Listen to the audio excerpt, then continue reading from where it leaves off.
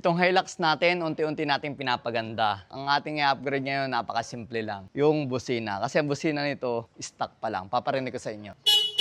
O, di ba? Pag i-bar yan, parang iisa lang yung busina. Bumili tayo nito online. Itong Bosch na busina.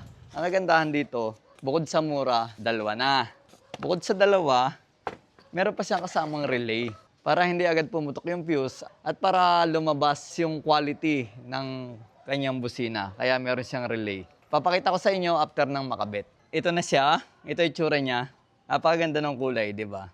Oh. So pag inilagay natin yan dyan, at may balik natin yung mga cover, halos hindi na siya kita. Pero mas maganda dahil kulay orange. Pagkakaiba lang, hindi natin nakabit tong relay dahil hindi tayo marunong sa wiring. Baka magkamali tayo. Papakabit na lang natin sa labas. Pero ipaparinig ko sa inyo yung wala pang relay. So ganito yung kanyang busina. Subukan natin kung gaano siya kalakas.